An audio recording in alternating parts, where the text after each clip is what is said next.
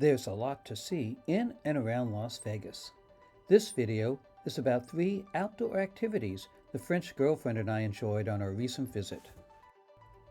We booked a helicopter ride into the Grand Canyon with Maverick Helicopter Company at $500 a person.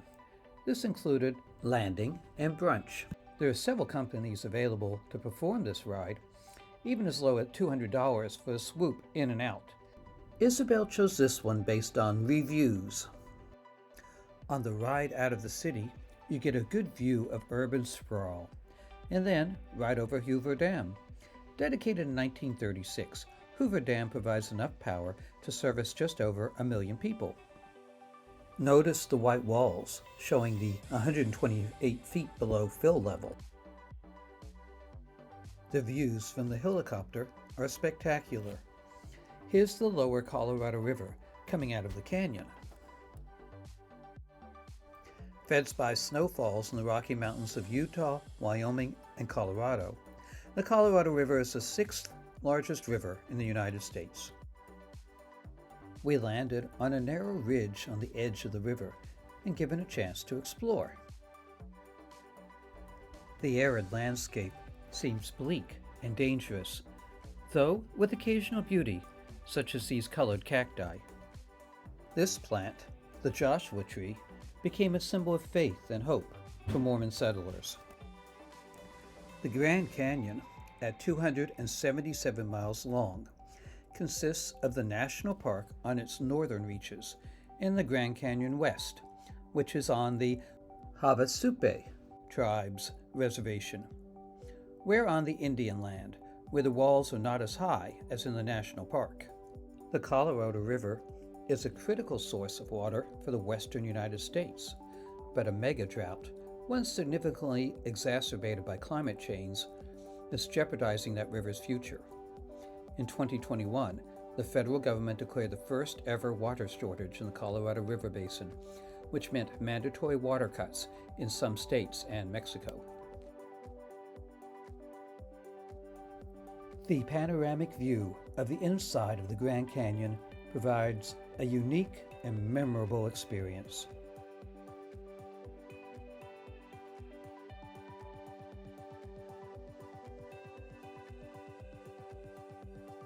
For our next outdoor adventure, we went kayaking on the Colorado River.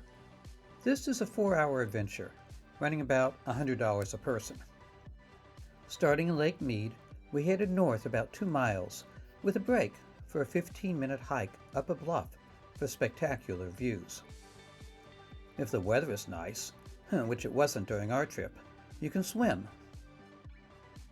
Along the way, the guide pointed out remnants of a 100-year-old government catwalk used during construction of the Hoover Dam. After 2 hours, we reached our destination, the Emerald Cave, so named because of its sparkling green waters. The trip was a lot of fun, though a bit cold. Our third adventure was a hike through the Valley of Fire State Park. We were hiking, but horseback riding is popular too. The average high temperature in July is 105, with spikes up to 109. Fortunately, we were there in March. About an hour drive from Las Vegas, the Valley of Fire State Park covers nearly 46,000 acres. The state park derives its name from red sandstone formations, the Aztec sandstone, which formed from shifting sand dunes about 150 million years ago. The park opened in 1935 as Nevada's first state park.